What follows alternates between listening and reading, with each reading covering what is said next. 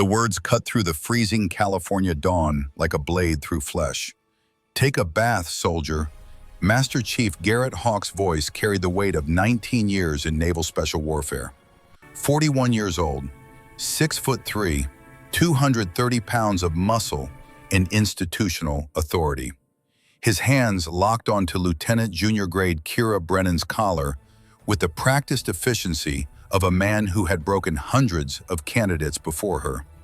26 years old, 5'6", 128 pounds. She hit the Carolina mud obstacle pit face first. The impact was catastrophic, immediate.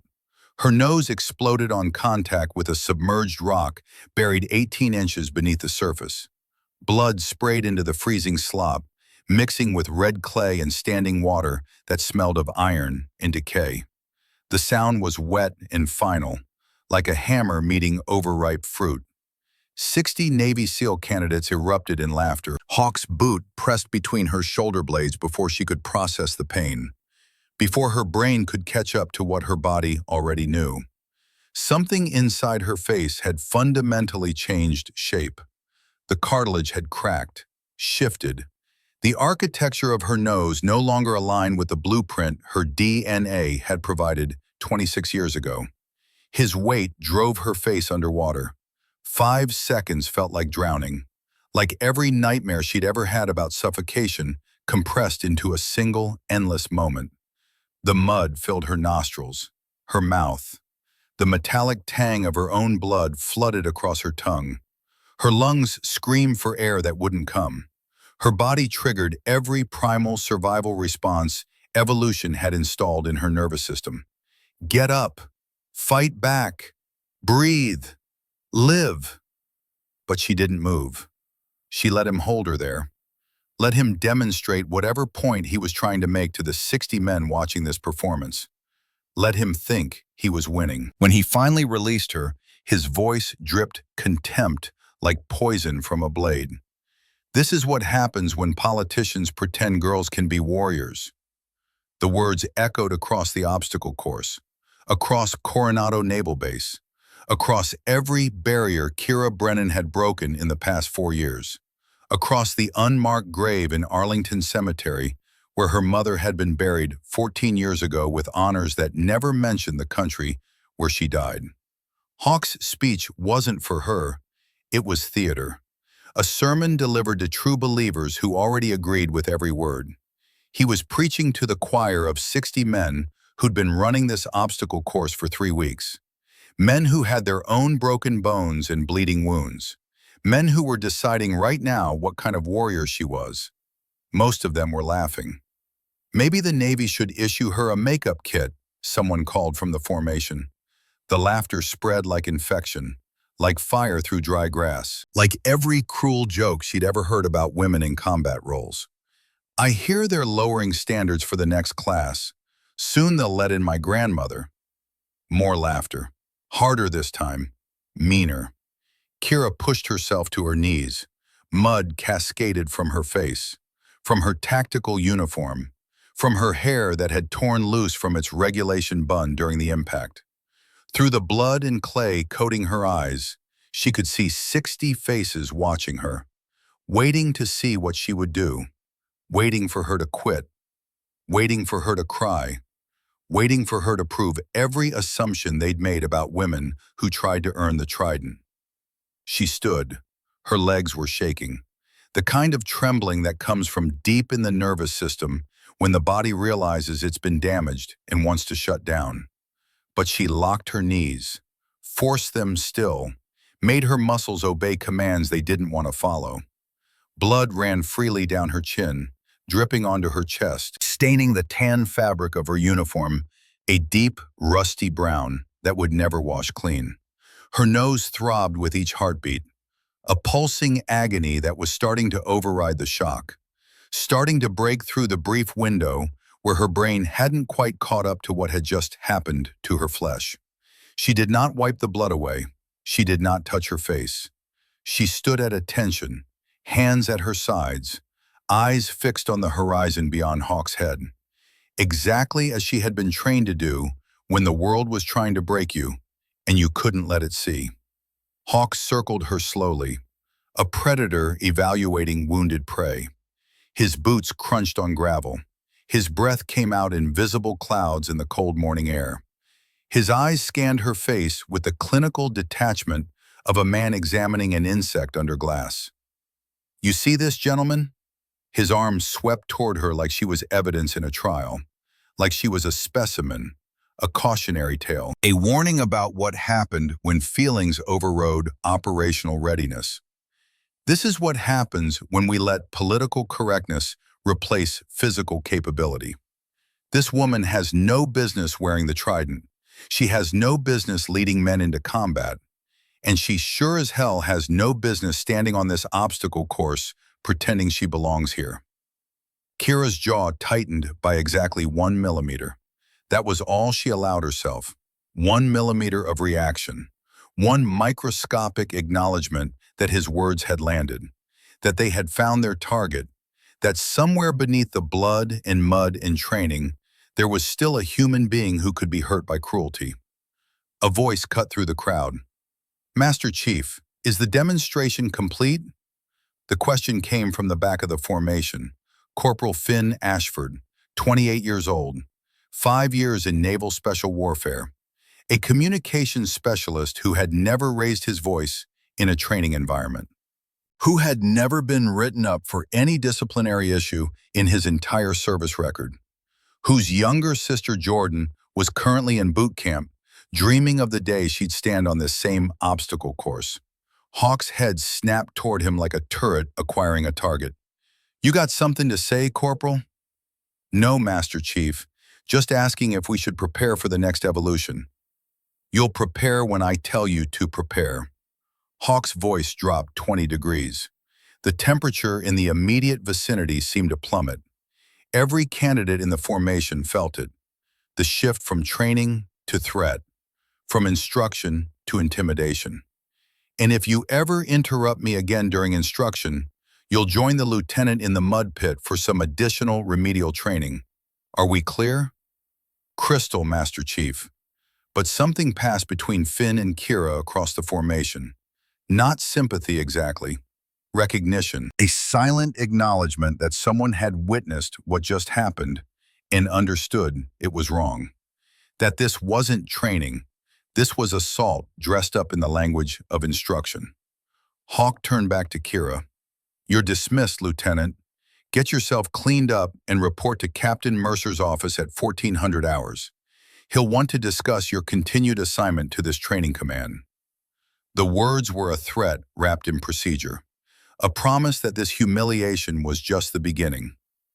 Kira's voice came out steady, despite the blood still pouring from her nose. "Will the Master Chief be submitting an after-action report on this training evolution?" The formation went silent. 60 men stopped breathing at once. The California wind died. The waves crashing on the beach a quarter-mile away seemed to pause mid-break. Even the gulls overhead went quiet, as if nature itself recognized the magnitude of what she just said. Hawk stepped closer, close enough that she could smell the coffee on his breath, close enough to see the vein pulsing in his temple, close enough to count the silver hairs at his temples that hadn't been there when he'd started this assignment 3 years ago. "You questioning my training methods, Lieutenant?" "No, Master Chief. Simply asking for documentation purposes. Standard protocol after an injury during training requires written reporting within 24 hours. I'm ensuring we remain in compliance with OpNav instruction 5100.12J. She had just quoted the Naval Safety and Occupational Health Program Manual from memory, chapter and verse, the exact regulation that governed training injuries. The same regulation Hawk would have to violate if he wanted to avoid documenting what he'd just done to her. His eyes narrowed. "You're a real piece of work, Brennan. Your file says you transferred from some joint task force nobody wants to talk about. Bet you pulled strings to get this assignment. Bet you thought coming here would make you feel like a real warrior." He leaned in until his face was inches from hers. "But I've been breaking people like you for 19 years. And I'm going to break you so completely that you'll beg for a transfer before the week is out. Kira didn't blink. Master Chief, I'm still waiting for confirmation about the after-action report. For a moment, she thought he might hit her again. His hand actually twitched toward her collar. She saw it. Finn saw it.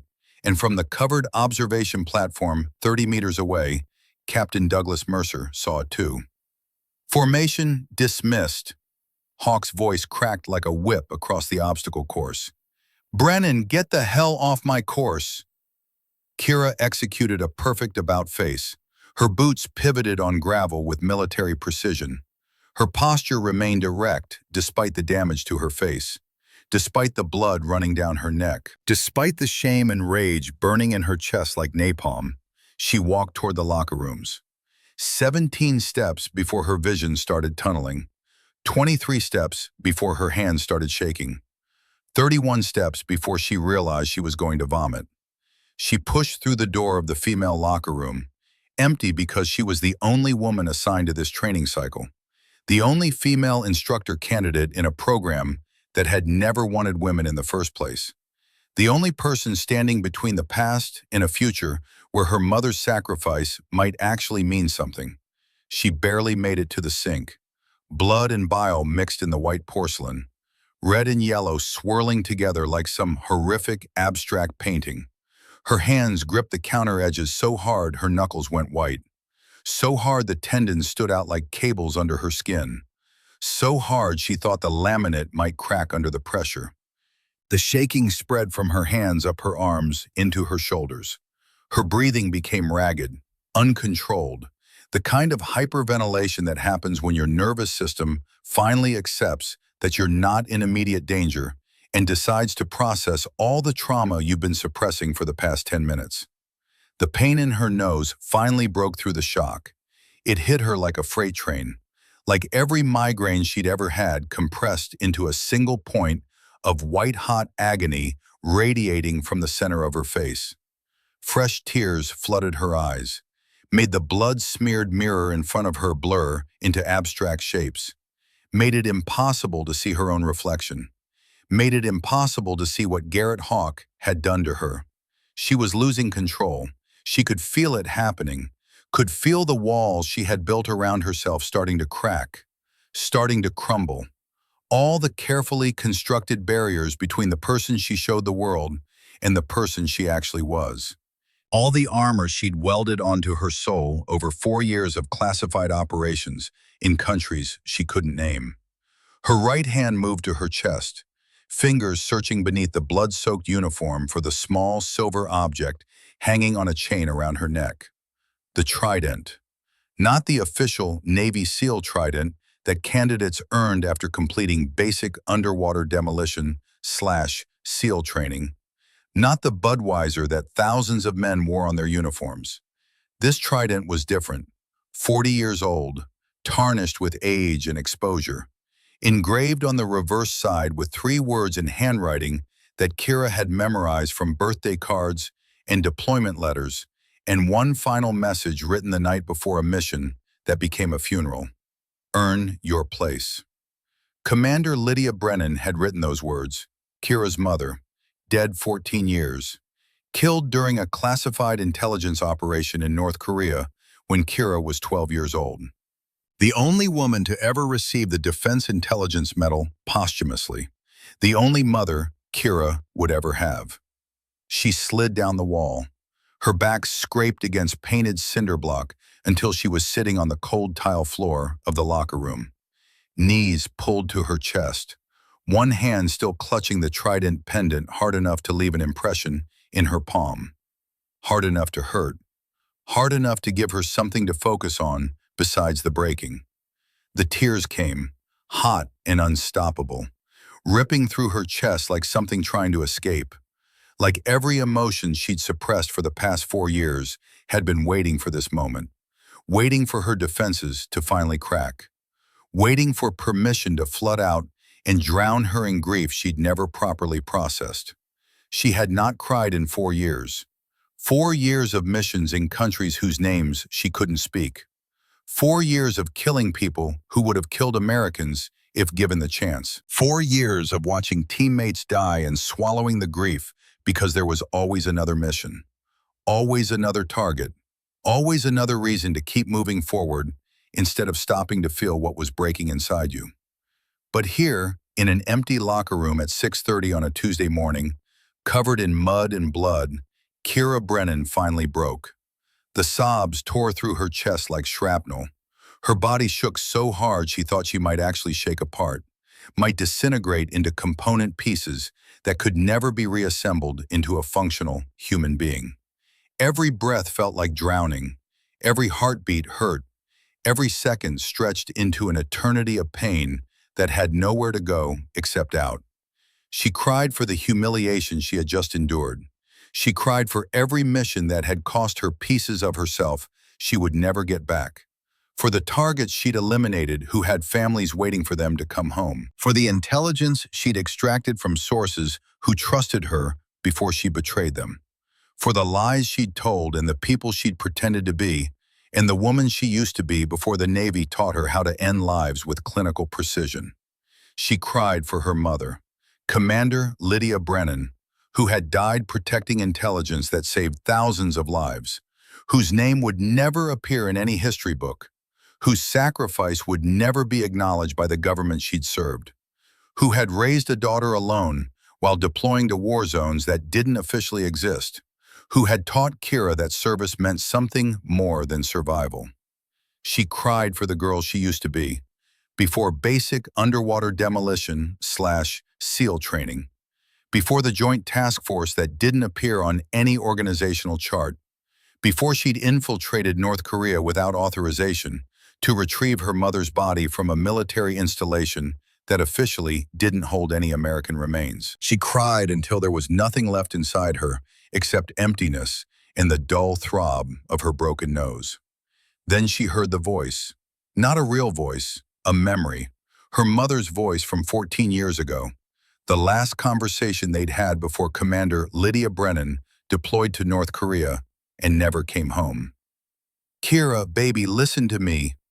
The words were so clear she could almost see her mother standing in front of her, tall, strong, wearing her service dress blues with the medals she'd earned in places she could never talk about, with the eyes that held secrets Kira would spend the rest of her life trying to understand.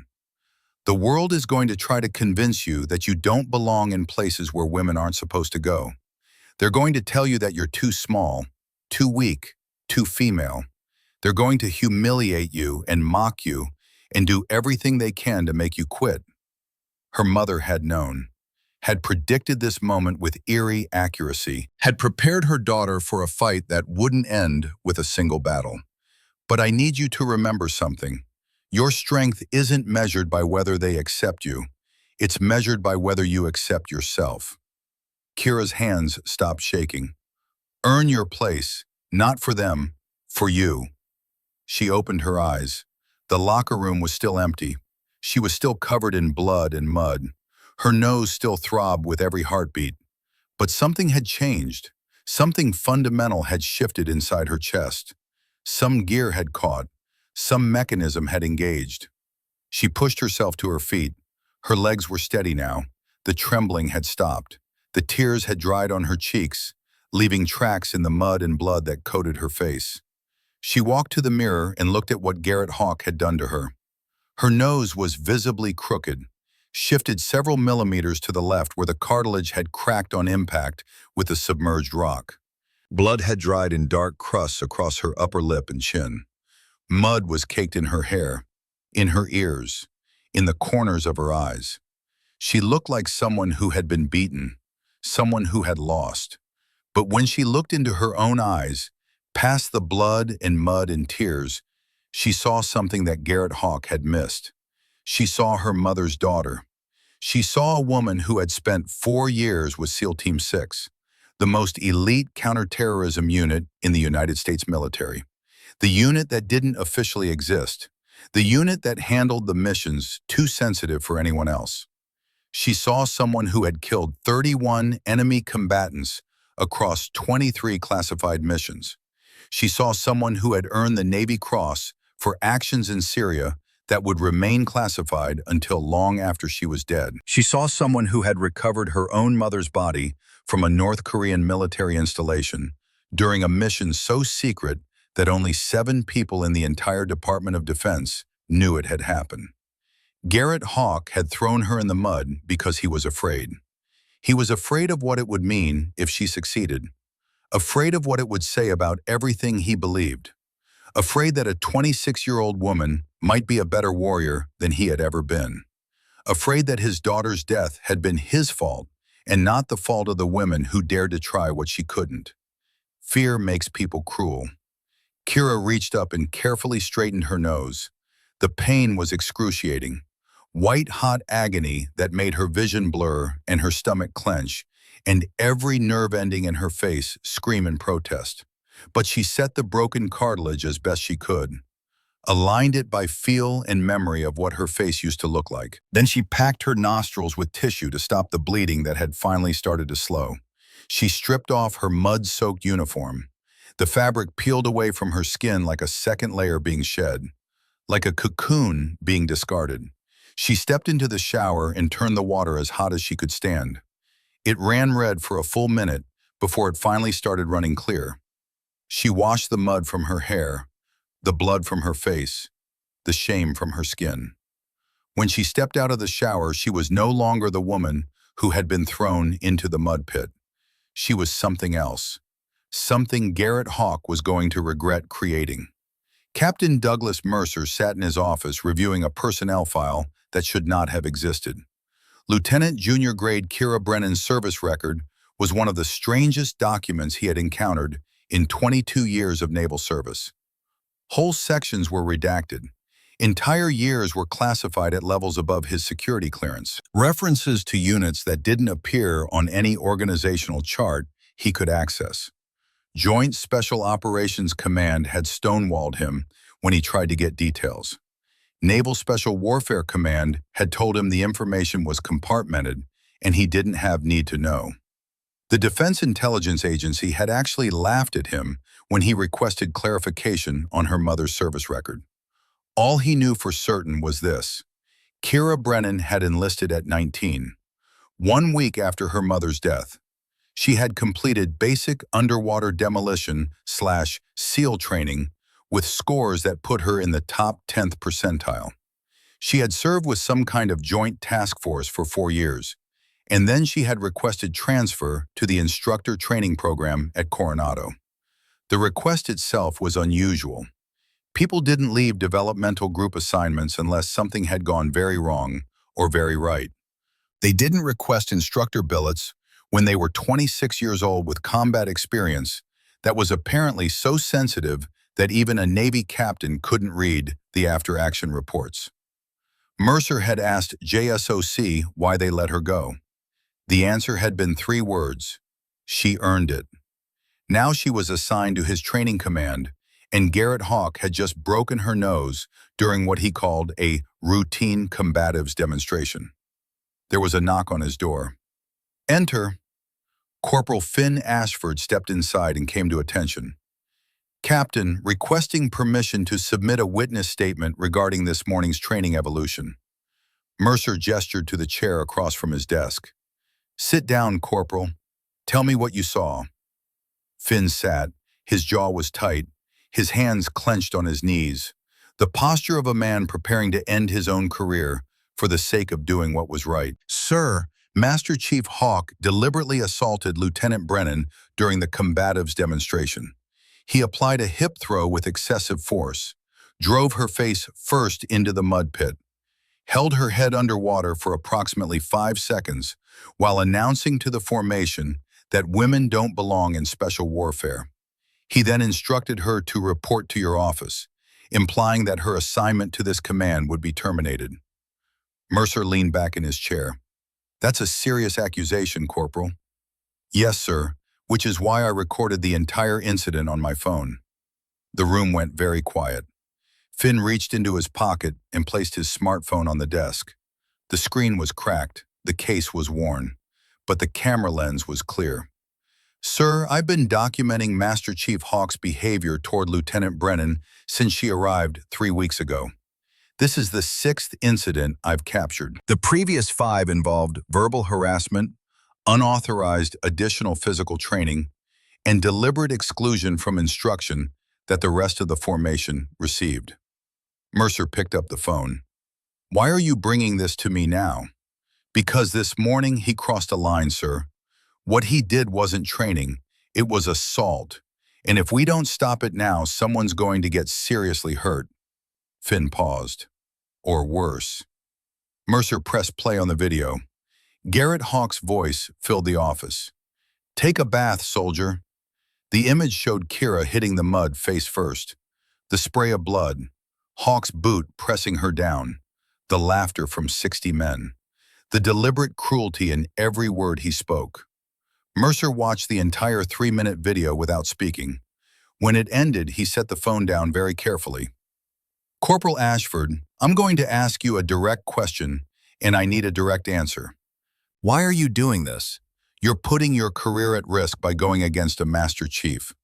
Hawk has friends in the command, people who believe what he believes about women in combat roles. They're going to make your life very difficult." Finn met his eyes. "Sir, my little sister enlisted 6 months ago. She wants to be a SEAL. She wants to do what I do. And until 3 weeks ago, I was terrified about what she was going to face." He gestured to the phone. "Now I'm terrified about what happens if people like Hawk are allowed to break people like my sister before they even get a chance to prove themselves." Lieutenant Brennan didn't quit. She stood up. She followed protocol. She handled herself with more professionalism than most men I've served with. That's the kind of warrior my sister should have as an example, not whatever the hell Hawk thinks he's protecting. Mercer nodded slowly. "I'm going to need you to submit a formal written statement. Everything you just told me. Everything on that video. Everything you've witnessed over the past 3 weeks. Can you do that?" "Yes, sir." "Good. You're dismissed." "And Corporal?" Mercer waited until the younger man met his eyes. "Your sister is lucky to have you. Make sure she knows that." "Thank you, sir."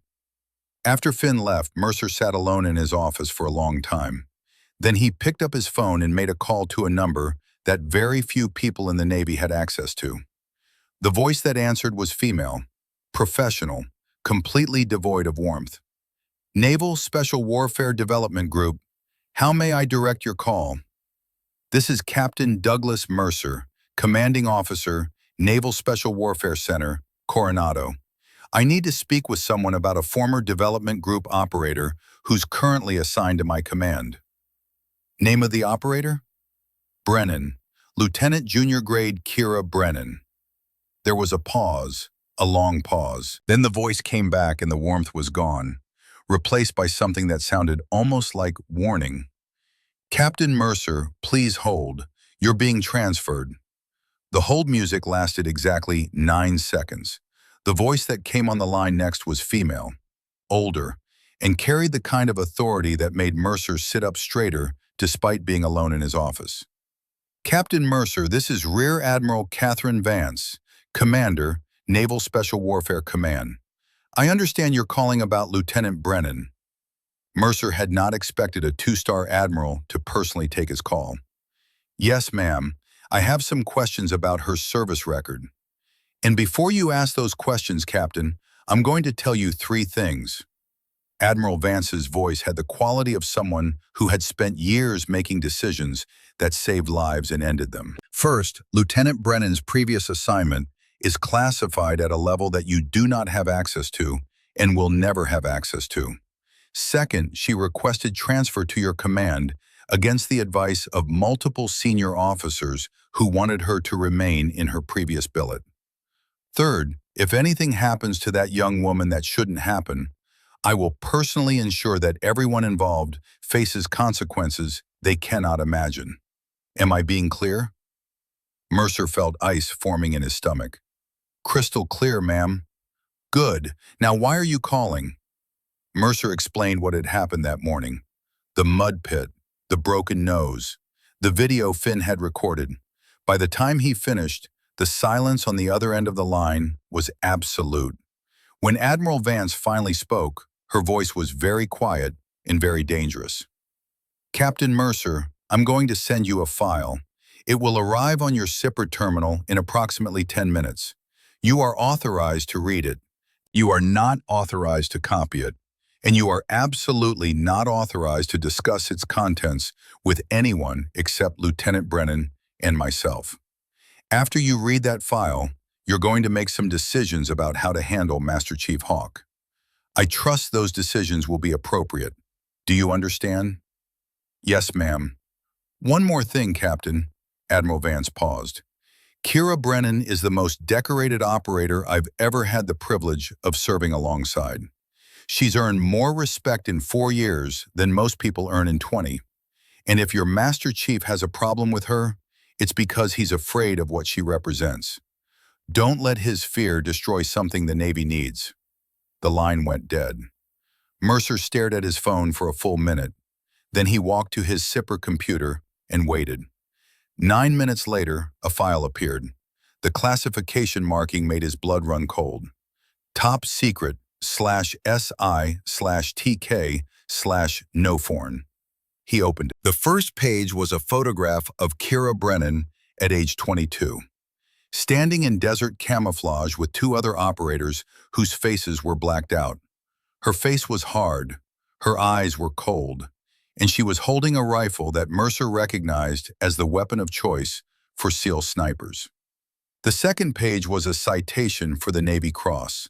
For extraordinary heroism in combat operations against enemy forces during a classified direct action mission in Syria, Lieutenant Junior Grade Brennan demonstrated exceptional courage, tactical proficiency, and selfless devotion to her teammates while under intense enemy fire. Her actions directly resulted in the elimination of a high-value target and the successful extraction of wounded personnel. Her courage under fire and dedication to mission accomplishment reflect great credit upon herself and are in keeping with the highest traditions of the United States Naval Service. The citation was dated 2 years ago. Kira Brennan had been 24 years old. Mercer kept reading. Mission summaries from Yemen, Somalia, Syria, one location that was redacted so heavily he couldn't even identify the country. 31 confirmed kills, 4 Bronze Stars, 2 Purple Hearts, a letter of commendation from the director of the Central Intelligence Agency. And at the very bottom of the file, a single paragraph that made everything click into place. Lieutenant Junior Grade Brennan personally led the recovery operation that retrieved the remains of Commander Lydia Brennan from a North Korean military installation in March 2021. The operation was conducted without official authorization and is not acknowledged by any government entity. Lieutenant Junior Grade Brennan is the only operator to successfully infiltrate and exfiltrate North Korean territory without detection in the past 15 years. Kira Brennan had rescued her own mother's body. She had gone into North Korea alone and brought her mother home. Mercer closed the file. He sat in his office and stared at the wall for a long time, processing, calculating, understanding exactly what kind of warrior Garrett Hawk had just assaulted in front of 60 witnesses. Then he picked up his desk phone and called his assistant. "Get me Master Chief Hawk, now." At 1400 hours, Kira Brennan reported to Captain Mercer's office. Her nose was taped, her face was bruised, her uniform was clean and pressed. Her expression revealed absolutely nothing. She stood at attention in front of his desk and waited. Mercer looked at her for a long moment. "Lieutenant, I've reviewed the incident from this morning. I've also reviewed your service record. The parts I'm cleared to see, anyway." Kira didn't respond. "Master Chief Hawk has submitted a formal recommendation for your removal from this training program. He cites failure to demonstrate required physical standards and inability to maintain composure under training stress." Kira's jaw tightened by exactly 1 millimeter. Mercer continued, "I've also received a witness statement and video evidence suggesting that this morning's incident was not a training evolution, but a deliberate assault." He paused. "I'm going to give you a choice, Lieutenant. You can accept Master Chief Hawk's recommendation and transfer to another command. No questions asked, no black mark on your record, no career consequences. He opened a drawer in his desk and pulled out a thick binder. Or you can complete the Special Warfare Combat Assessment, 72 hours of continuous evaluation designed to measure every capability a SEAL instructor needs to demonstrate: physical endurance, technical proficiency, tactical decision-making, leadership under extreme stress. It's the hardest evaluation in naval special warfare. No one has ever completed it on their first attempt without at least 6 months of dedicated preparation. He set the binder on his desk. The assessment begins at 2200 hours tonight. That gives you 8 hours to prepare. If you complete it successfully, Master Chief Hawk's recommendation becomes irrelevant. You stay, you teach, you build the program you want to build. He leaned forward. But Lieutenant, I need you to understand something. This assessment was designed to break people. It's going to push you past every limit you think you have. And attempting it in your current condition, with a broken nose and less than 12 hours since you were assaulted, is going to be the hardest thing you've ever done. Kira spoke for the first time since entering his office. When does it start, sir? Mercer almost smiled. 2200 hours. Don't be late. She turned to leave. Lieutenant? She stopped. Mercer reached into his desk and pulled out his phone. He pulled up a text message and showed it to her. The sender was listed as blocked number. Your mother would be proud. Make them remember. The message was from Admiral Catherine Vance. Kira's eyes widened slightly, the first crack in her composure since she'd entered the office. How did she? I called her after the incident this morning. She sent me your file. Mercer met her eyes. Your mother conducted the intelligence operation that identified the target you eliminated in Syria 2 years after her death. The work outlasts us, Lieutenant. Never forget that. Kira stood very still. Thank you, sir. Dismissed. She walked out of his office with a Navy Cross citation she couldn't acknowledge and orders to complete an assessment that would break most men. With 8 hours to prepare for 72 hours of hell. With a broken nose and a body that had already been pushed past its limits. But she walked out with something else, too.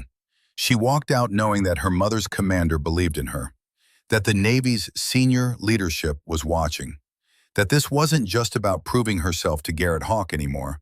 This was about changing everything. The sun was setting over Coronado when Kira stood alone in her quarters, staring at the equipment laid out on her rack. Wetsuit, fins, tactical vest, 70 pounds of gear that would feel like 700 by hour 40. Her nose throbbed with each heartbeat, a metronome counting down to something she couldn't fully prepare for. Her phone buzzed, a text from Finn Ashford. Jordan just called. She heard about what happened. She wanted me to tell you that she's watching, that every woman in boot camp is watching, that you're not just doing this for yourself anymore. Kira stared at the message for a long time. Then she reached for the trident pendant around her neck and held it tight enough to leave an impression in her palm. Tight enough to hurt, tight enough to remember. Earn your place. Her mother's words, her mother's mission, her mother's legacy. At 2200 hours, Lieutenant Junior Grade Kira Brennan would walk to Onslow Bay and begin the hardest 72 hours of her life. But right now, in this moment, she allowed herself one small acknowledgement of the enormity of what was coming. She was terrified, and she was ready. The Pacific Ocean at night is a living thing that wants you dead. Kira understood this at a cellular level as she waded into Onslow Bay at exactly 2200 hours. The water temperature was 52 degrees Fahrenheit, cold enough to kill an unprepared human in under 30 minutes. Cold enough to shut down organs. Cold enough to make your heart forget how to beat in rhythm. The cold hit her like a physical blow. It stole her breath, seized her muscles, triggered every survival instinct evolution had installed in her nervous system over millions of years. Instincts that screamed one simple message with primal clarity. Get out of the water before hypothermia shuts down your core. She forced herself to keep moving, to establish a rhythm, to ignore the shock and focus on technique. Stroke, breathe, stroke, breathe. Her broken nose immediately started bleeding again. She could taste it mixing with salt water, could feel it running down the back of her throat. Each breath through her mouth felt like inhaling razors, like her respiratory system was lined with broken glass. 12 evaluators watched from the beach. Captain Mercer stood with a clipboard that would document the next 72 hours. Master Chief Garrett Hawk stood at the edge of the group with his arms crossed, his face carved from stone, his eyes tracking her movement through the darkness like a predator waiting for prey to show weakness. Behind her, Coronado Naval Base disappeared into the night. Ahead of her, 5 nautical miles of open ocean stretched toward the first checkpoint. 5 miles that most people couldn't swim in a wetsuit with fins in perfect conditions.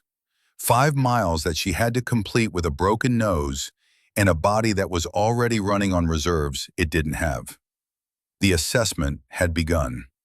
By the time she reached the first checkpoint at 42 minutes, her body temperature had dropped 2 degrees. Her hands were clumsy on the chemical light marker. Her navigation was drifting right because the current was stronger than she'd calculated. The Pacific was pushing her off course, testing whether she had the technical proficiency to correct or the stupidity to keep swimming in the wrong direction until she missed the checkpoint entirely. She corrected course and kept swimming. A safety boat paced her 20 meters away. 2 corpsmen on board with thermal blankets and hot liquids and the authority to pull her out if her core temperature dropped below 93 degrees. All she had to do was raise her hand, signal distress, acknowledge that her body had limits and this water had found them. She didn't raise her hand. The second checkpoint came at 78 minutes. She was hypothermic now, shivering so hard her teeth were chattering, her core temperature dancing with the edge of dangerous. 94.2 degrees and dropping. Her body was burning calories trying to generate heat, burning through energy reserves that she would need for the next 70 hours, making a choice between staying warm now and having fuel later. There was no good answer, only survival and the will to keep moving when your body was begging you to stop. At the third checkpoint, she found a waterproof bag attached to the marker buoy. Inside was a single instruction sheet and a dive slate. 2 friendly personnel in hostile hands. Position, 800 meters, bearing 270. Approach covertly, neutralize guards, extract personnel. Time limit 15 minutes from receipt of this message. Kira checked her watch. She had used 86 minutes of her 90-minute window. That left 4 minutes to swim 800 meters, identify targets in complete darkness, and execute a simulated hostage rescue. Impossible. She started swimming. Her arms were lead weights. Her legs barely responded to commands from her brain. The shivering had stopped, which was worse than when it had been happening. It meant her body was giving up the fight to generate heat, surrendering to the cold, accepting death as inevitable and shutting down non-essential systems to preserve core functions for a few more minutes.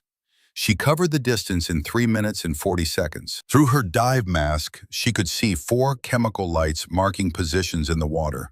2 red, 2 green. The red ones would be hostile, the green ones would be friendly. Basic threat identification that any operator should be able to execute even in degraded conditions.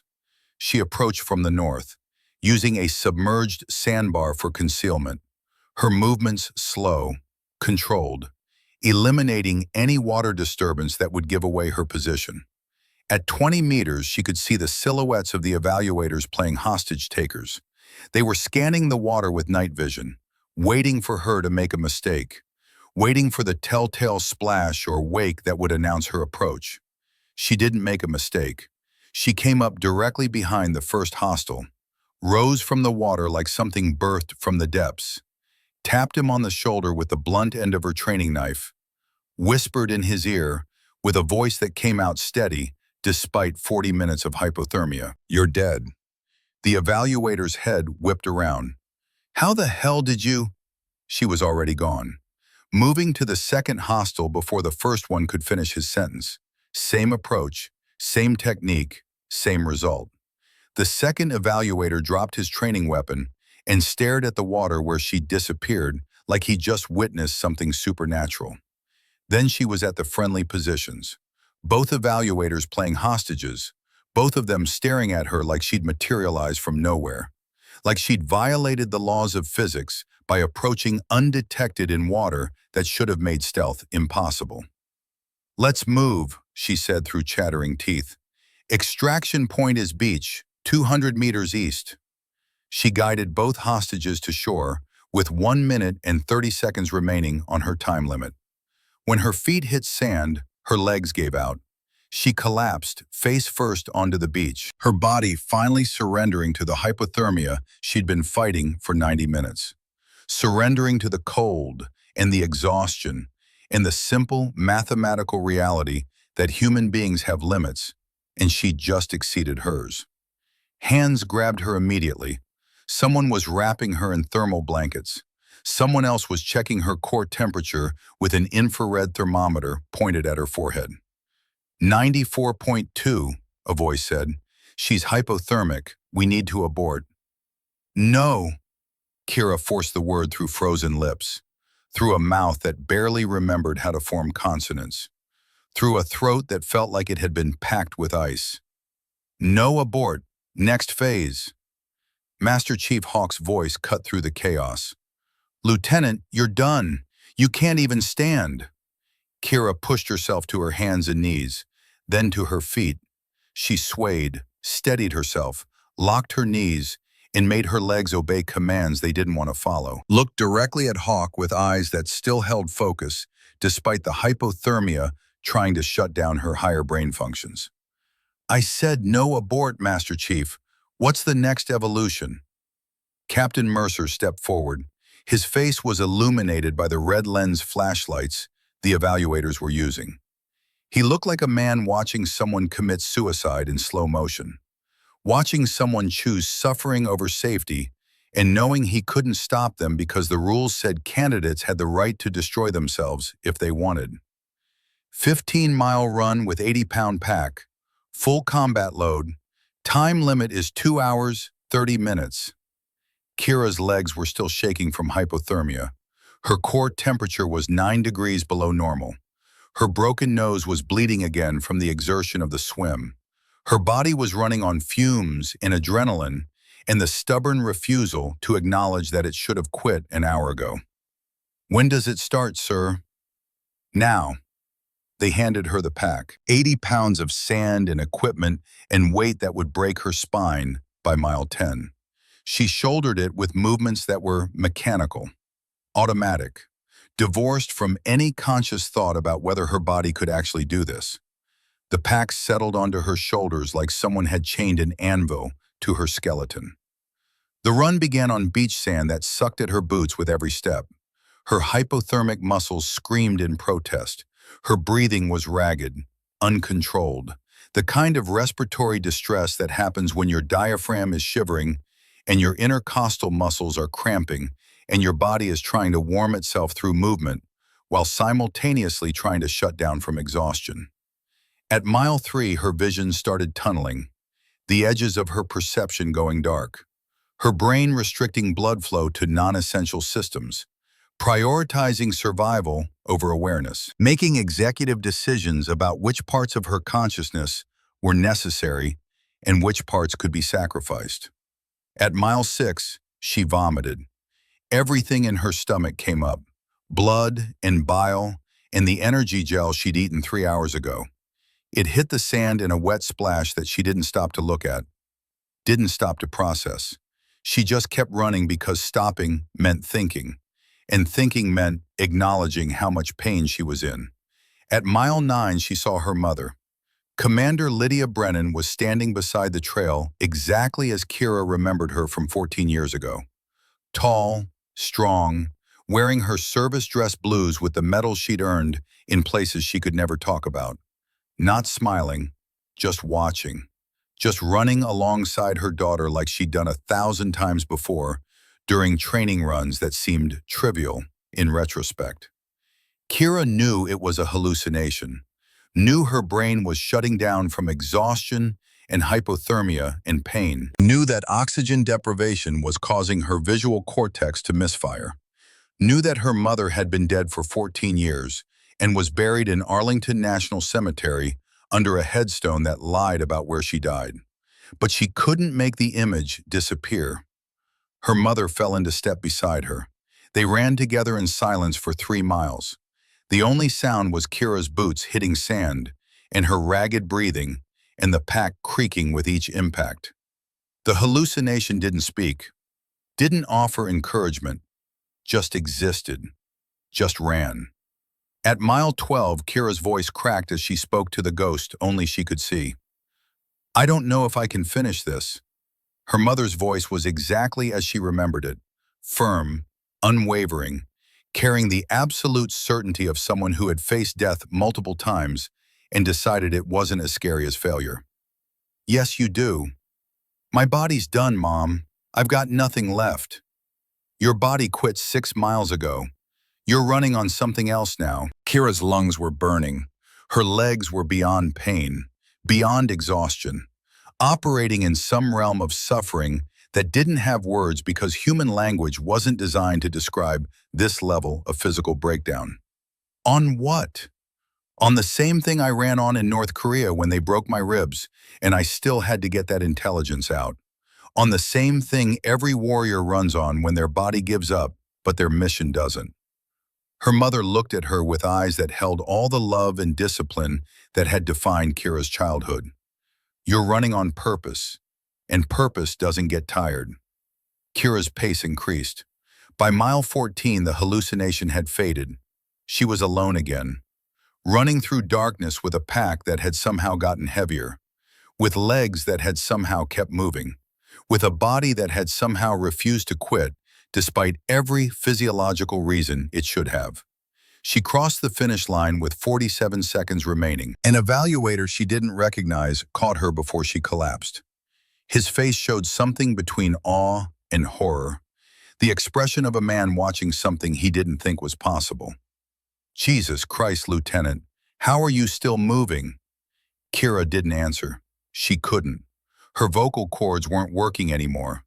Her brain had diverted all available resources to keeping her heart beating and her lungs inflating and her legs from completely collapsing beneath her. They gave her 6 minutes to recover, 6 minutes to drink water and eat an energy gel and pretend her body wasn't shutting down one system at a time. 6 minutes to prepare for the next phase.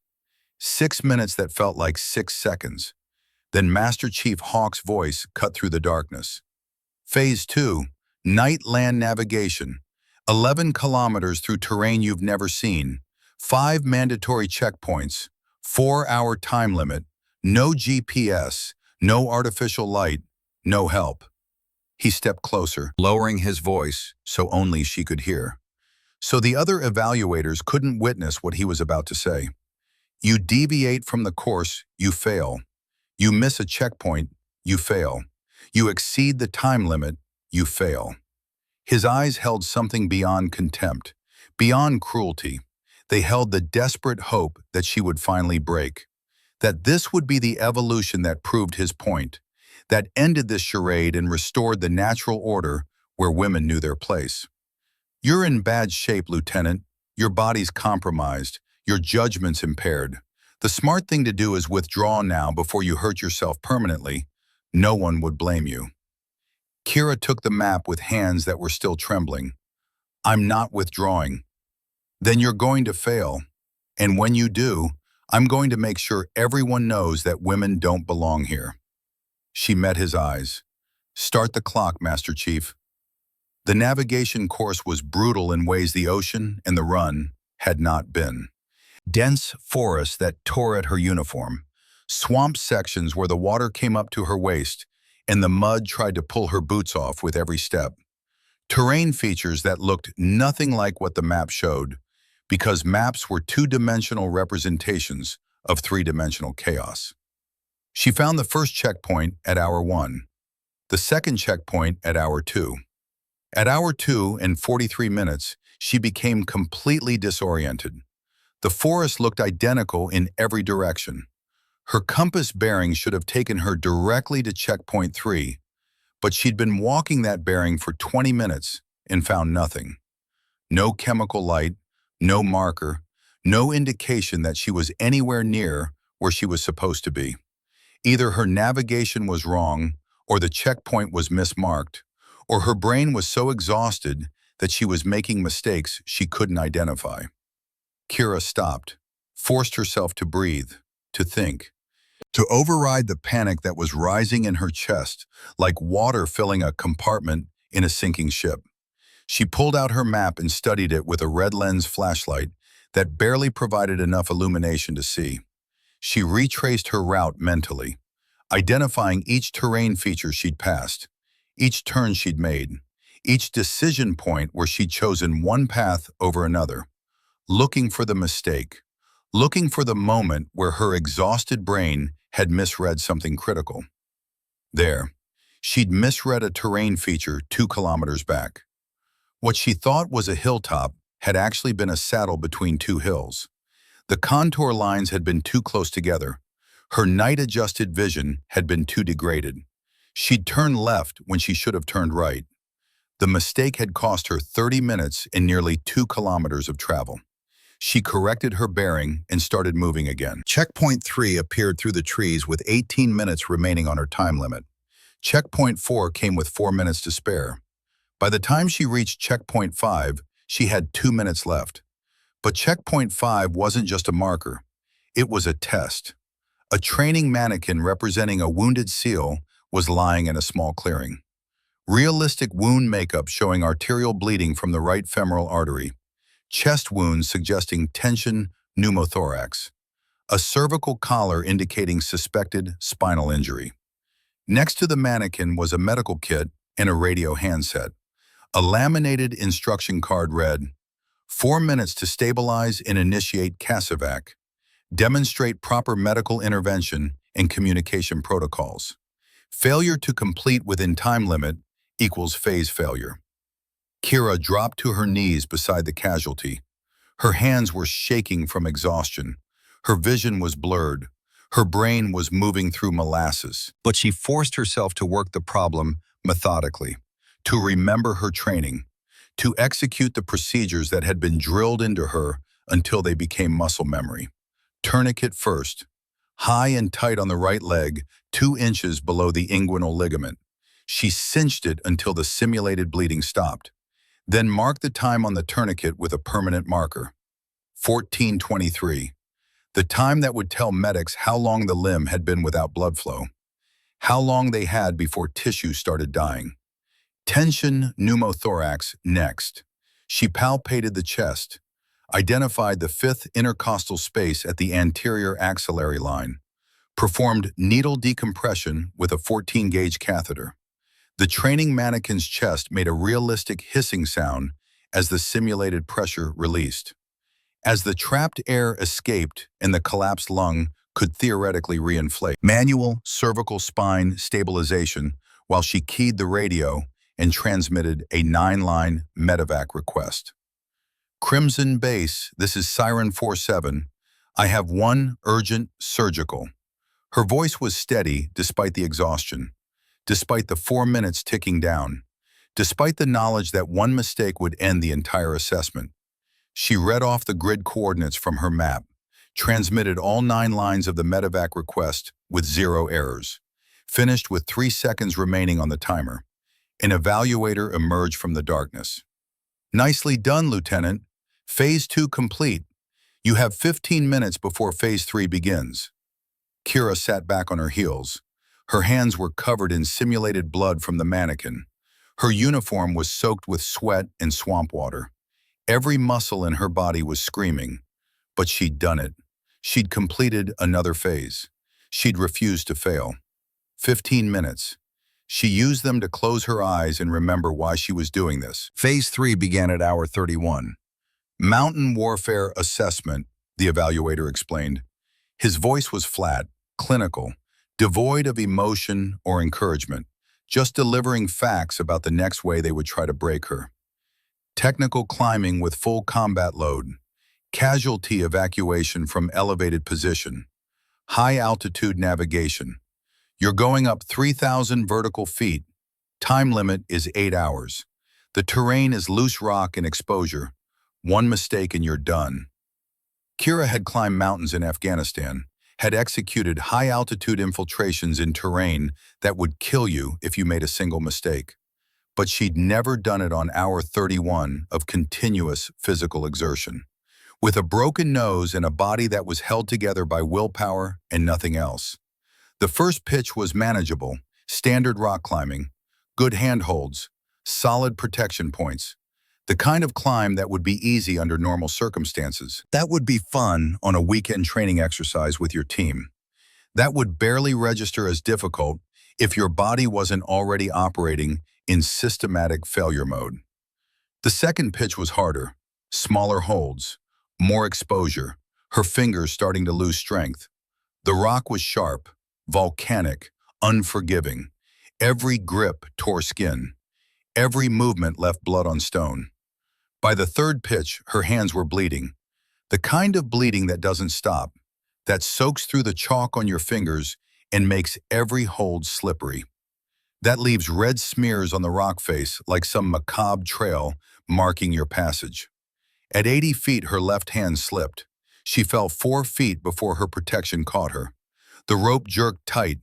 Her body slammed into the rock face hard enough to knock the wind from her lungs, hard enough to make her ribs scream where they'd impacted stone, hard enough to make her brain white out for 3 seconds while her nervous system tried to process what had just happened.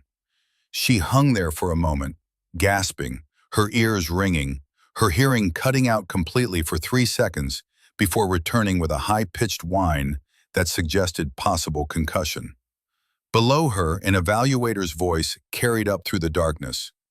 "You want to come down, Lieutenant?" Kira found her next handhold. No. She climbed for 6 more hours. At the summit, they had another casualty waiting. This time it was a live human being, another SEAL playing wounded. Dead weight that she had to package in a litter and lower down a cliff face using rope systems while he screamed realistic agony with every movement. Her hands were so torn up she could barely grip the rope. The destroyed skin on her palms had been reduced to hamburger meat, raw flesh that protested every contact with the nylon cordage. That left blood on the ropes. That made every belay painful beyond description. She completed the evacuation with 12 minutes remaining on her 8-hour time limit. During the 15-minute break between phases, Finn Ashford appeared at the edge of the compound. His face was tight with urgency.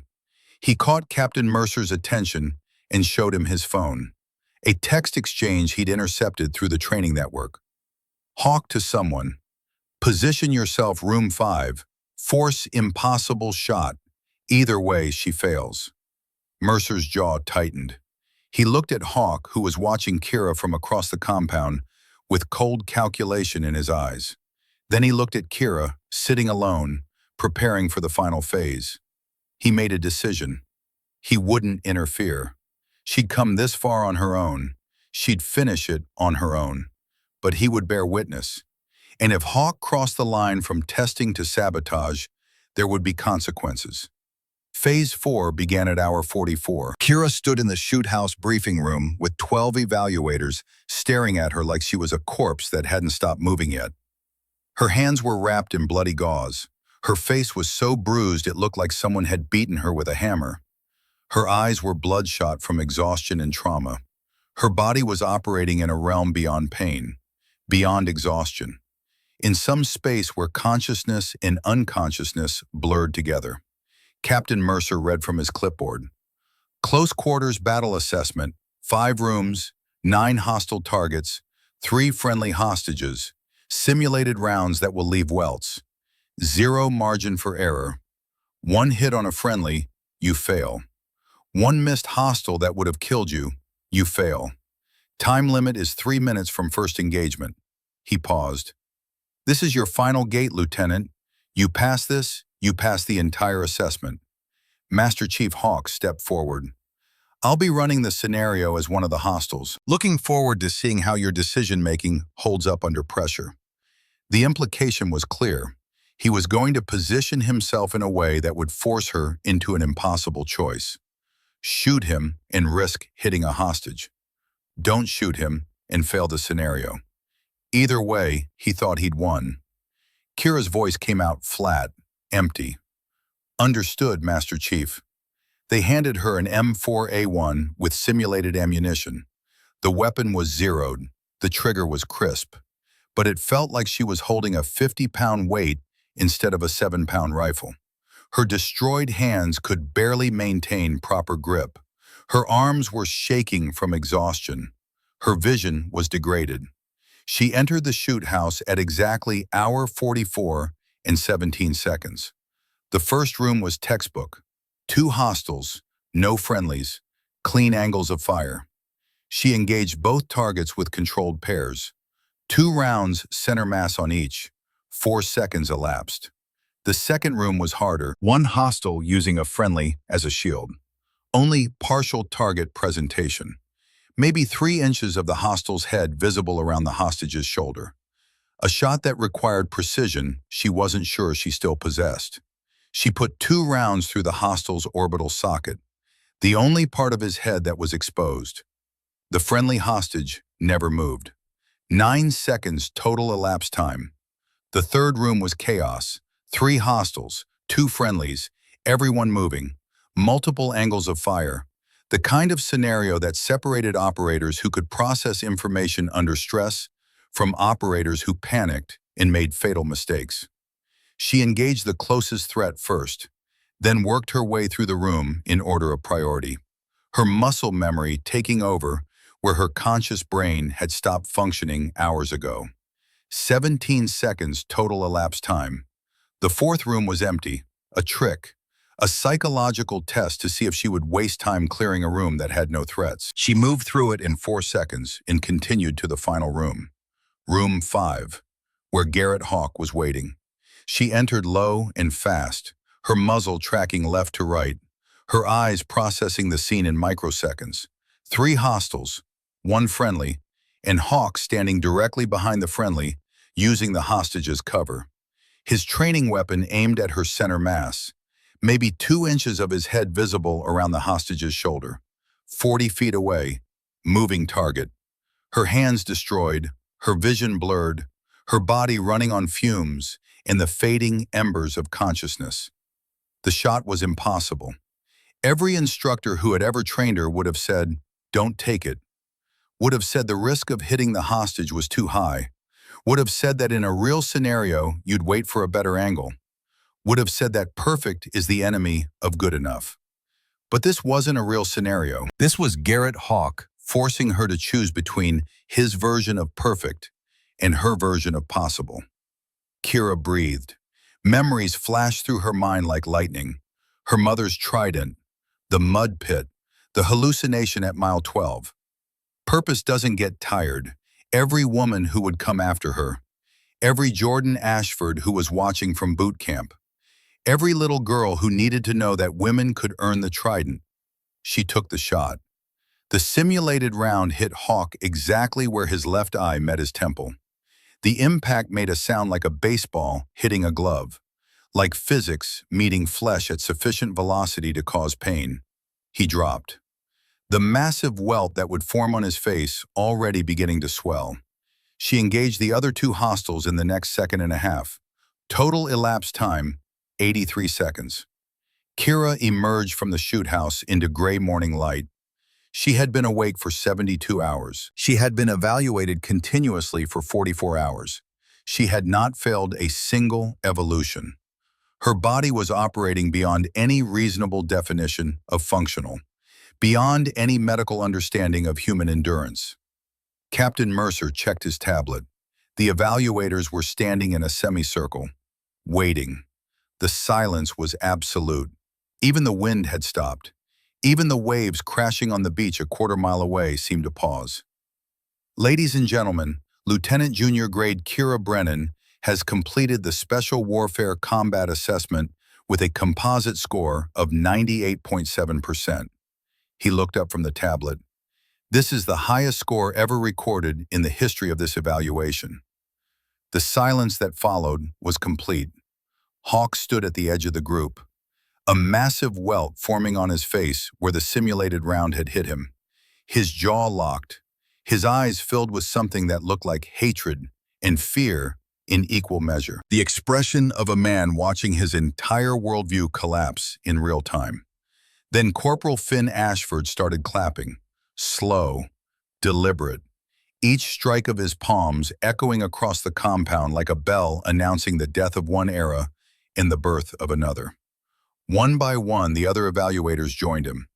Within 30 seconds, 12 men who had spent their entire careers in naval special warfare were applauding a 26-year-old woman who had just proven she belonged in their community more than most of them ever would. Kira stood motionless, her mother's trident pendant warm against her chest, her body vibrating with exhaustion, her mind already beginning to shut down now that the mission was complete, now that she'd done what she came to do. She had earned her place.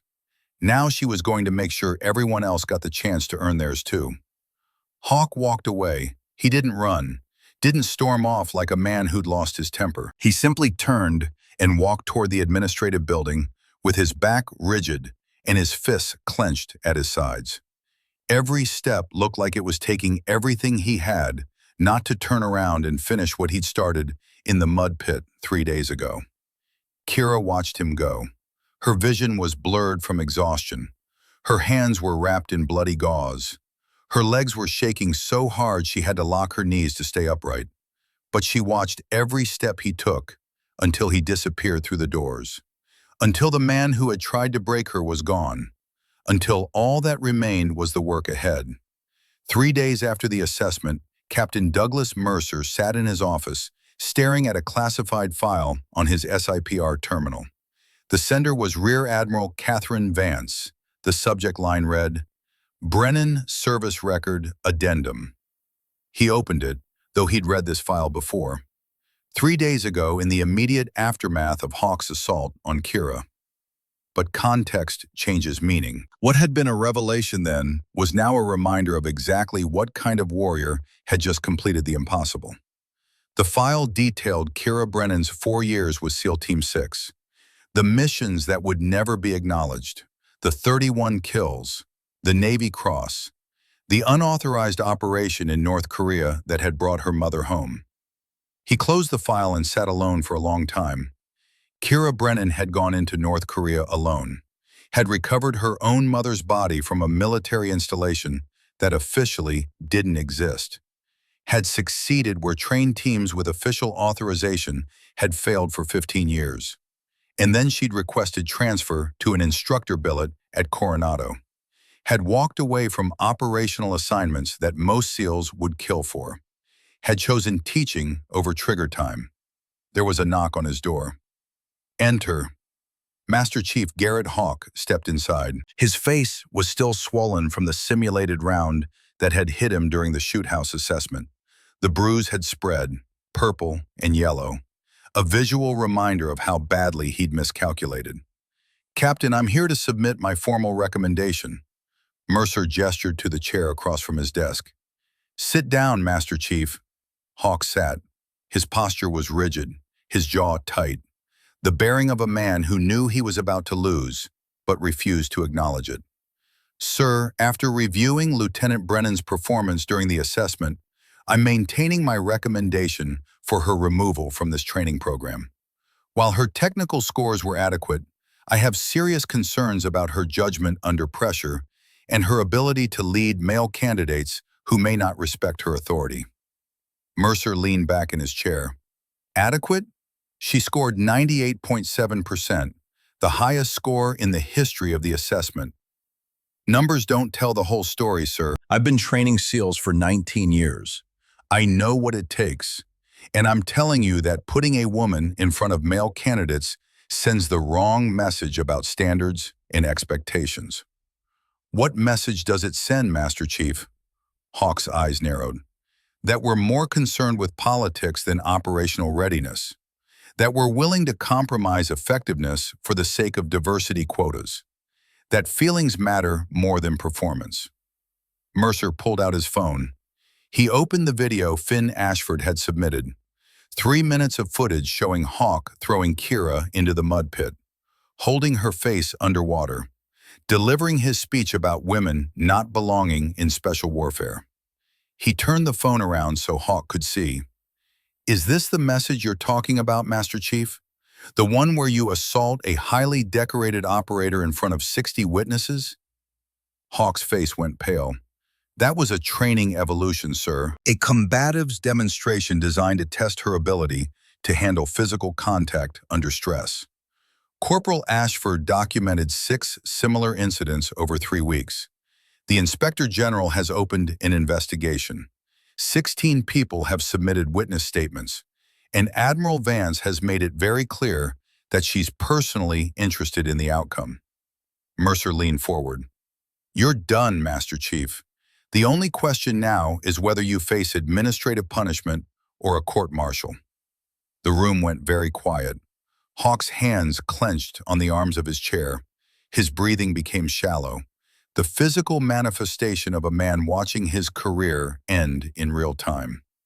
My daughter died because of integration policies, sir. Because the Navy decided feelings were more important than readiness. Because politicians wanted headlines more than they wanted warriors.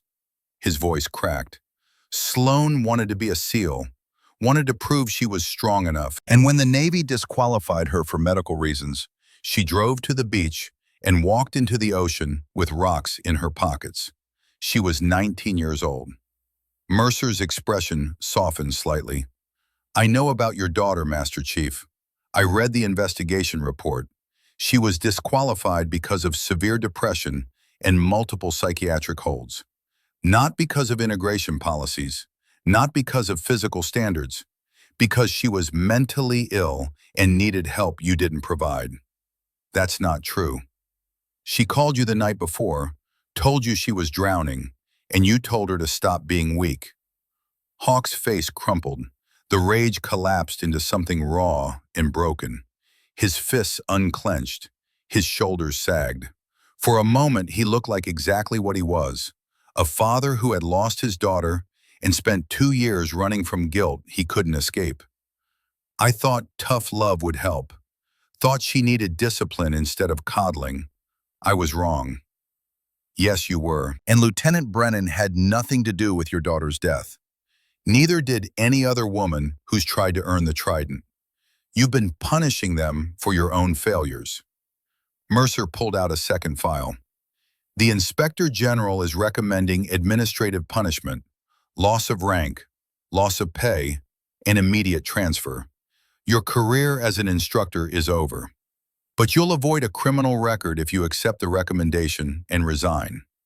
He pushed the file across the desk. You have 24 hours to decide. Hawk stood. His movements were slow, mechanical, the bearing of a man who had just realized the enormity of what he'd done and couldn't undo. What about Brennan? What happens to her? That's not your concern anymore, Master Chief. After Hawk left, Mercer made a call to Admiral Vance. Ma'am, it's done. Hawk is accepting administrative punishment and resigning. Good. What about Lieutenant Brennan? She's currently recovering. Medical cleared her with minor injuries, stress fractures in both legs, severe lacerations on her hands, but she'll be ready to begin instructor duties in 2 weeks. There was a pause on the line. Doug, I'm going to offer her something, and I need you to understand that it's her decision to make, not yours, not mine, hers. What kind of offer, ma'am? Promotion to commander. Assignment to Naval Special Warfare Command Headquarters. She'd be writing integration doctrine for the next generation, shaping policy at the strategic level. It's the kind of position that leads to stars if she plays it right. Mercer was quiet for a moment. With respect, ma'am, I don't think she'll take it. Why not? Because she didn't come here to write policy. She came here to teach, to show women like Jordan Ashford that it's possible. You pull her away from that, You take away the only person standing between the next generation and another Garrett Hawk. Admiral Vance laughed. It was a sound of genuine respect. That's exactly what her mother said 20 years ago when the CIA offered her a desk at Langley, told them fieldwork mattered more than policy, got her killed, but she saved thousands of lives by making that choice. She paused. Let's see what Kira decides. Sunday evening, 3 days after the assessment, Kira sat alone in her quarters. Her hands were still wrapped in bandages. Her legs throbbed with the stress fractures that medical had diagnosed, but couldn't do anything about except prescribe rest and time. Her face was bruised in shades of purple and yellow. Her nose was healing, crooked. A permanent reminder of what Garrett Hawk had done. There was a knock on her door. Come in. Corporal Finn Ashford entered. He was carrying a folder and wearing an expression that suggested he had news he wasn't sure how to deliver.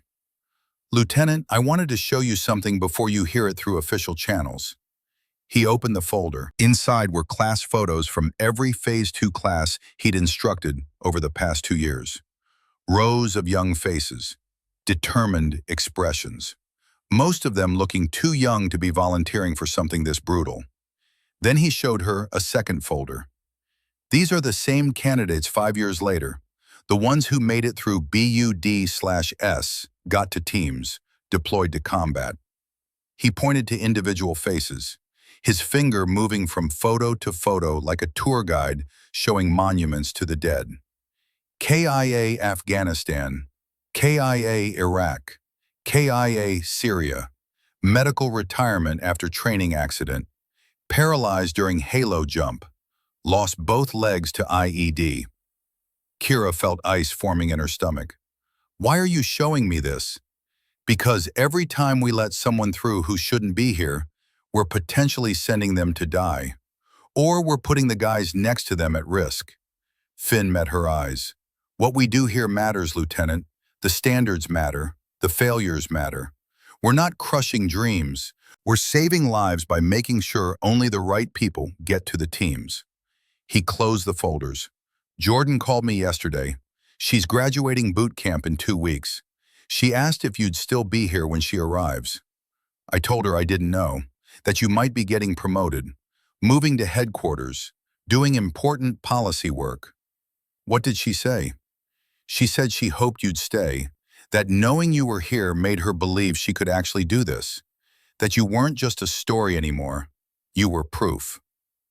After Finn left, Kira sat alone with his words echoing in her head. Her phone rang. The caller ID showed a blocked number. Lieutenant Brennan. Kira, this is Admiral Vance. Kira sat up straighter despite being alone in her quarters. Ma'am, I'm calling to offer you a promotion and a new assignment. Commander Brennan, if you accept. Naval Special Warfare Command Headquarters.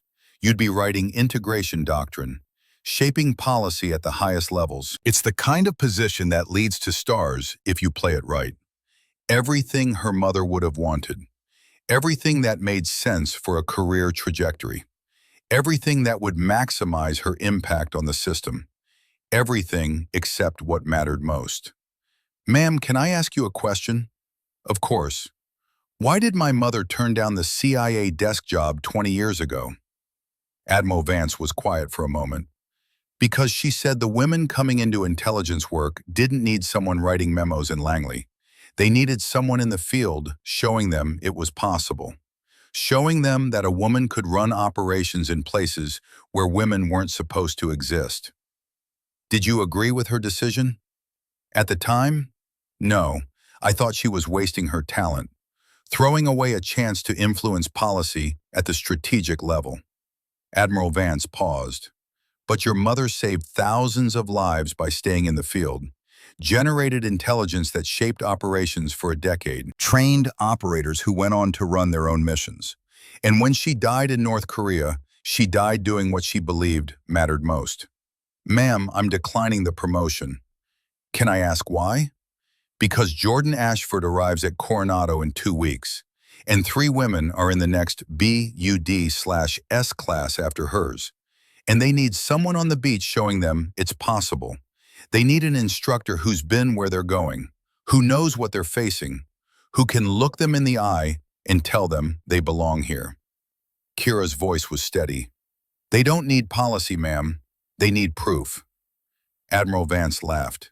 It was the laugh of someone who had expected exactly this answer. Your mother would be proud, Kira. Stay at BUD/S. Keep training the next generation. But promise me something. Ma'am, don't stay there forever. Eventually, you'll need to move up, to influence policy at the strategic level, to make changes that outlast your time as an instructor. Promise me you'll know when that time comes. I promise, ma'am. Good. Now get back to work. 2 weeks later, Jordan Ashford arrived at Coronado. Kira was running a pool drill when the new candidate class reported for their first day of Phase 2. She saw Jordan immediately. 21 years old, 5'5", 130 pounds, standing at attention with 57 men who towered over her. The other instructors saw her too. Senior Chief Wade Sullivan, 43 years old, 6 years running the Phase 2 program, initially skeptical about women in BUD/S. His eyes found Kira across the pool deck. Something passed between them. Recognition. Respect. The silent acknowledgement that they were about to witness history repeat itself. One instructor, Petty Officer Donovan, looked at Jordan like she was an insult to everything he believed in. Kira made a mental note to watch Donovan carefully. Chief Sullivan called the formation to attention. Welcome to Phase 2. I'm Senior Chief Sullivan. This is Commander Brennan and the rest of your instructor cadre. Over the next 7 weeks, we're going to teach you how to dive, how to survive underwater emergencies, and how to operate in an environment that will kill you if you make mistakes. Roughly half of you will fail. He paused. Questions? No one spoke. Good. Today we start with pool familiarization. Pair up with your swim buddy and get in the water. The candidates moved to execute. Kira watched Jordan pair up with a candidate named Ethan Lockwood, a stocky kid from Montana who looked like he could bench press a small car. He didn't seem bothered by having a female swim buddy, didn't make a show of it, just nodded and headed toward the pool like it was the most natural thing in the world. The first week went smoothly. Jordan kept up with the physical demands, executed the dive drills competently, didn't complain or ask for special treatment. The other candidates seemed to accept her presence. Some were supportive, some were neutral. A few were hostile in ways that stayed just on the acceptable side of regulations. But in week 2, Donovan made his move. Kira was reviewing training schedules when Chief Sullivan found her. We've got a problem. Donovan just assigned Jordan to pool comp with himself as the safety instructor. Kira felt ice in her veins. That's not random rotation. No, it's deliberate. And I can't reassign her without making it look like we're giving her special treatment. So we let it happen and watch him like a hawk. Sullivan nodded grimly. I'll be in the water with him. He tries anything dirty, I'll shut it down. Pool comp started at 1400 hours. Jordan entered the pool with Ethan, both of them in full dive gear, both of them knowing what was coming. The instructors would attempt to make them panic underwater, ripping off masks, turning off air supplies, tying hoses in knots, anything to trigger the primal fear of drowning. For the first 5 minutes, Donovan followed standard procedure. He pulled Jordan's mask off. She cleared it and replaced it calmly. He shut off her air. She switched to Ethan's octopus regulator without hesitation. He tied her hoses together. She untied them methodically. Then he escalated. He ripped both her mask and her regulator off simultaneously, shut off Ethan's air so he couldn't provide backup, and wrapped his arms around Jordan's torso, pinning her arms and preventing her from reaching her emergency regulator. Kira saw it from the pool deck and dove in immediately. She covered the distance in 4 seconds. Her hand locked on Donovan's arm like a vice. She made direct eye contact with him underwater, shook her head once. The message was clear. Release her now or face consequences you cannot imagine. Donovan released Jordan and surfaced. Kira surfaced next to him, fury in her eyes. What the hell was that? Stress test, ma'am. Seeing if she can handle. That was assault, Donovan. You pinned her arms, shut off her buddy's air, created a situation where she couldn't access any backup. That's not testing. That's trying to make her fail. Chief Sullivan was there now, his voice cold. Donovan, get out of the pool. Report to Captain Mercer's office immediately. Donovan's face went red. Senior Chief, I was just... That's an order, petty officer. Move. Donovan hauled himself out of the pool and walked toward the administrative building. Dripping water, his career potentially over. His face showing the mixture of rage and fear that comes when a man realizes he's made a mistake he can't take back. Kira turned to Jordan, who was treading water with her mask back in place. Her breathing controlled despite what had just happened.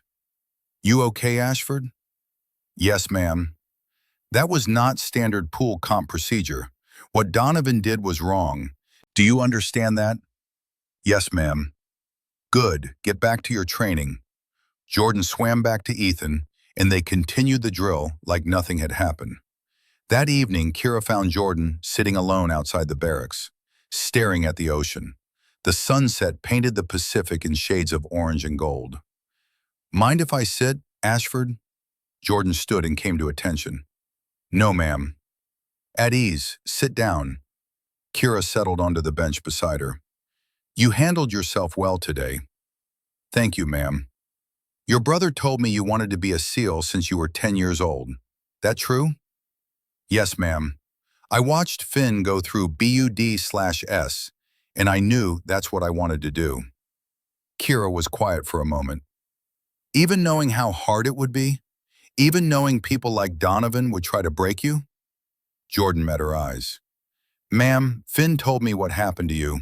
The mud pit, the assessment, all of it. He said you got knocked down harder than anyone he'd ever seen. She paused. And you got back up anyway. If you can do that, I can handle Donovan. Kira felt something warm spread through her chest. Ashford, I'm not going to lie to you. This is going to be the hardest thing you ever do. You're going to want to quit 100 times.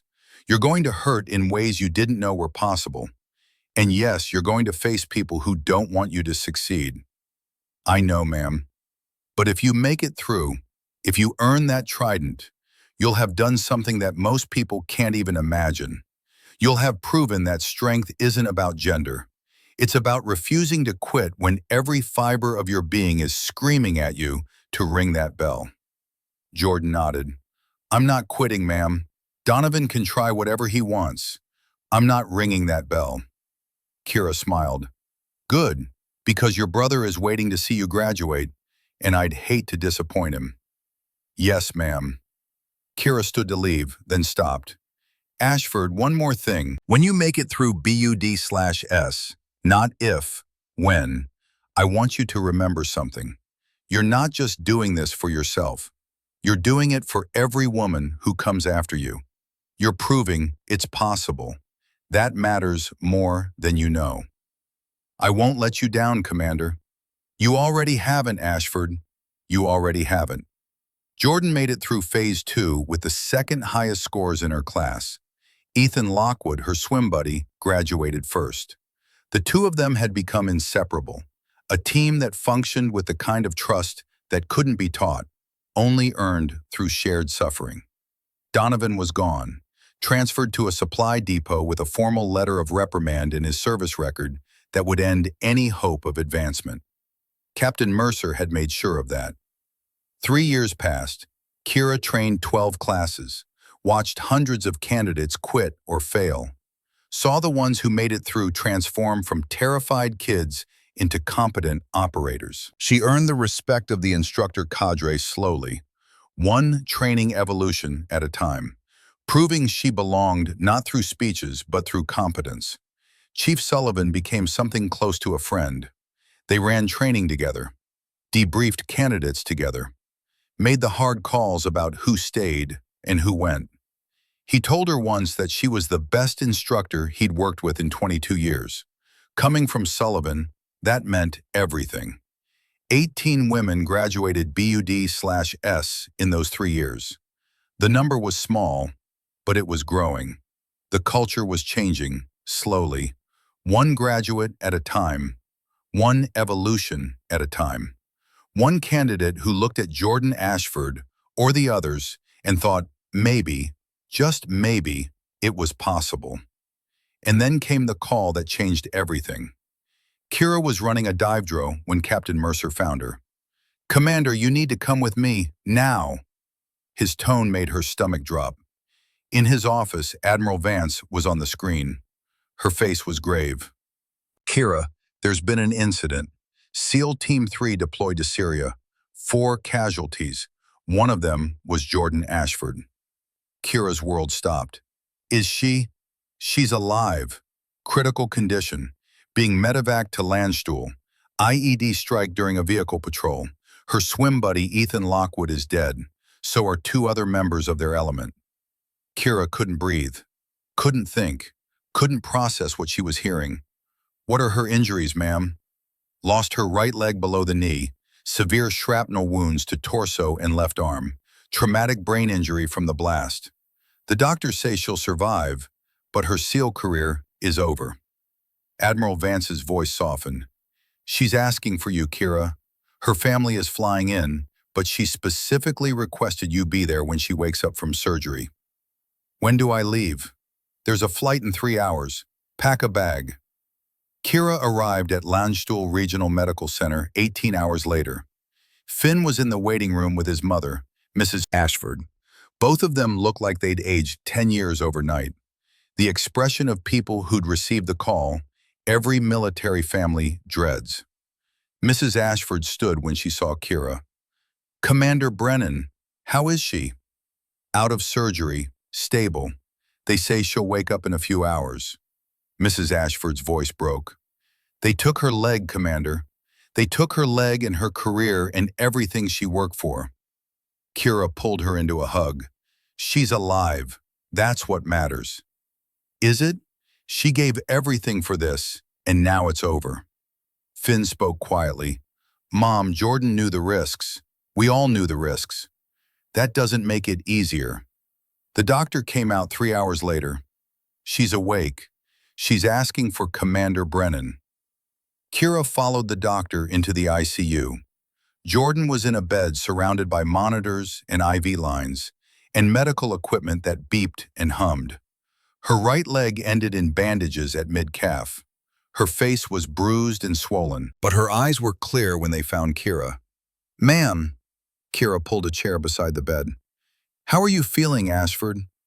"Like I got blown up by an IED. Jordan's voice was weak, but steady. "Ethan didn't make it." "I know. I'm so sorry." Tears streamed down Jordan's face.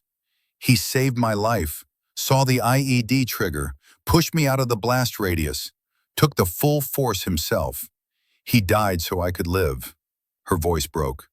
"And now I'm lying here with one leg wondering what the hell I'm supposed to do with the life he gave me."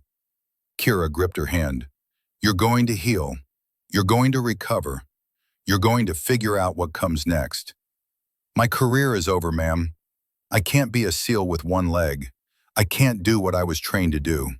Everything I worked for, everything you helped me achieve, it's gone.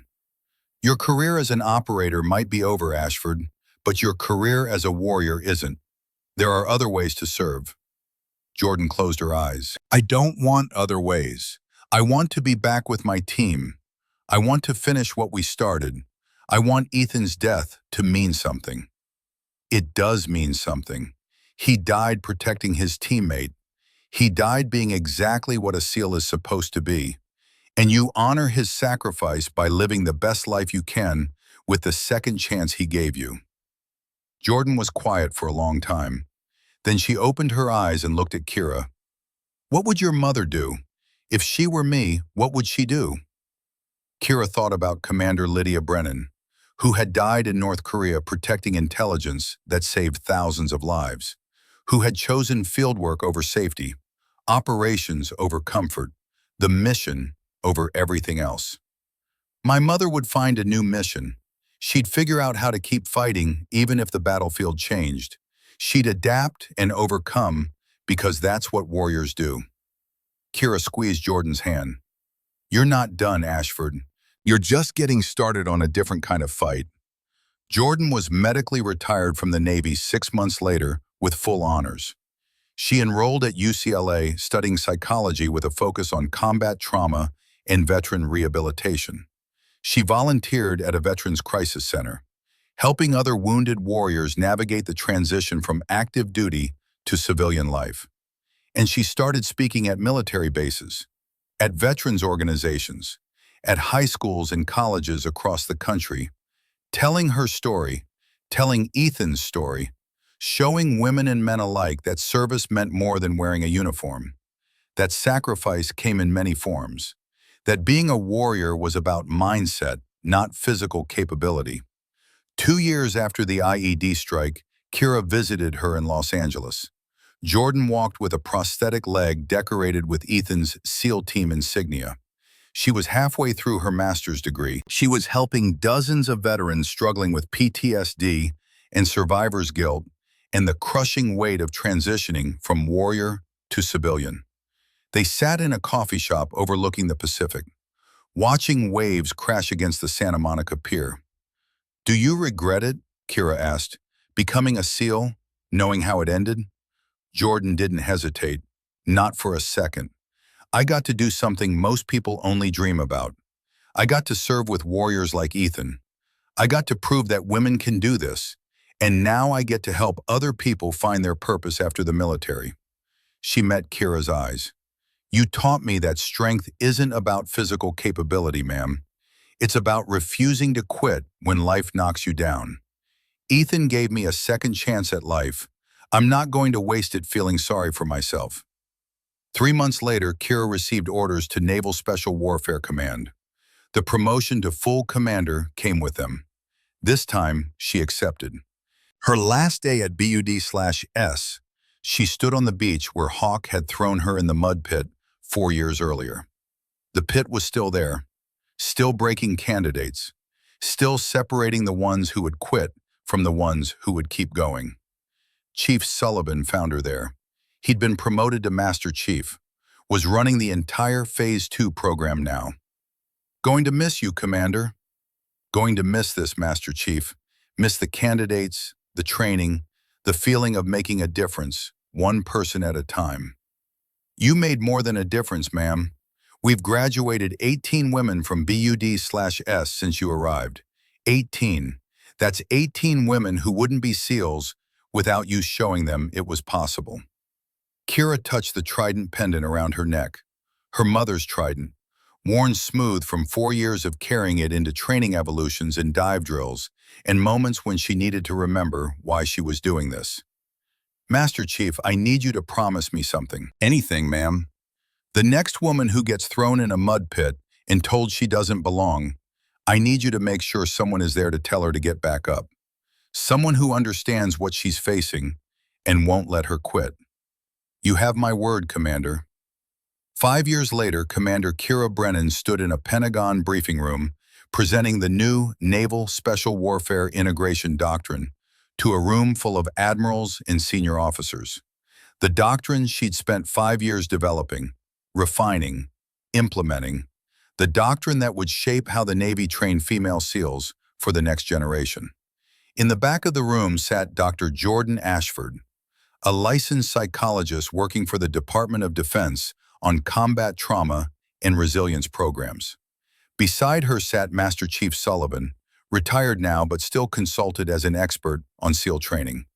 And in the front row, wearing civilian clothes and looking older, but somehow more at peace, sat Garrett Hawk. He'd written Kira a letter 6 months earlier, asking permission to attend her briefing, asking if she could forgive him enough to let him witness what she'd built from the ashes of what he'd tried to destroy. She'd written back with one word, yes. Kira finished her presentation and looked at the faces in the room, men and women who held the future of naval special warfare in their hands, people who would decide whether the work she'd done, the lives she'd changed, the systems she'd helped build would survive beyond her tenure. The question isn't whether women can be SEALs, she said. The question is whether we're brave enough to let them prove it. She paused. The answer is in the data, in the combat records, in the 18 women who've graduated BUD/S, and the 6 who've deployed to combat zones. The answer is in the lives they've saved, in the missions they've completed, and the teammates who trust them with their lives. My mother, Commander Lydia Brennan, died protecting intelligence that saved thousands of lives. She never got to see me become a SEAL. She never got to see women earn the trident. She never got to see the system change. Kira's voice was steady. But she taught me something before she died. She taught me that you earn your place not by demanding it, but by refusing to quit when everyone tells you to. That lesson applies to individuals and to institutions. We earn our place as a military that serves all Americans by giving all Americans the chance to serve. That's not politics, that's justice. The room erupted in applause. Not everyone was clapping, but enough were, enough to matter, enough to change things. After the briefing, Hawk approached her carefully. Commander Brennan, thank you for letting me be here. Thank you for coming, Hawk. I wanted you to know something. My younger daughter, Sloane's sister, she's 19 now. She enlisted in the Marines last month. His voice was thick with emotion. She asked me if I thought she could do it, and I told her she could be anything she wanted if she was willing to work for it. Told her about you, about Jordan, about what real strength looks like. What did she say? She said she wants to serve. Not because of Sloane, not because of me, because she wants to prove something to herself. He met Kira's eyes. I failed Sloane, but maybe if my youngest daughter succeeds, some part of Sloane's story gets a better ending. Maybe the pain means something. It already means something, Hawk. You made it mean something by changing. That evening, Kira stood at Arlington National Cemetery in front of her mother's grave. Commander Lydia Brennan died in service to her country, awarded the Defense Intelligence Medal posthumously, beloved mother and warrior. Kira knelt and placed her Navy Cross on the headstone beside her mother's medals. I did it, Mom. Changed the system, made them remember, earned my place, and made sure everyone else could earn theirs too. Her voice broke. Ethan died protecting Jordan. Jordan is changing lives now.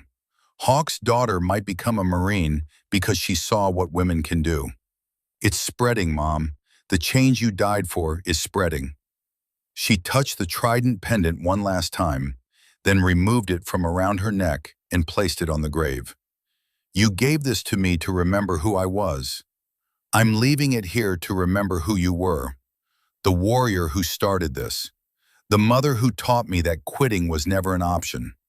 The woman who proved that service means more than survival. Kira stood, saluted her mother's grave, and walked away. Behind her, the trident pendant caught the last rays of sunlight. Two symbols intertwined, one for the mother who died protecting others, one for the daughter who lived protecting the right of others to serve. The work wasn't finished. It would never be finished. But it was started, and it was spreading, and it would outlast everyone who'd fought for it. Because warriors didn't measure success by whether they finished the fight. They measured it by whether they trained the next generation to keep fighting after they were gone. Kira Brennan had done exactly that, and somewhere in boot camp, another young woman was looking at the recruiting poster, reading the stories, learning about the women who'd earned the trident, making the decision that would define the rest of her life. The legacy continued, the fight went on, and the warriors who came before would never be forgotten.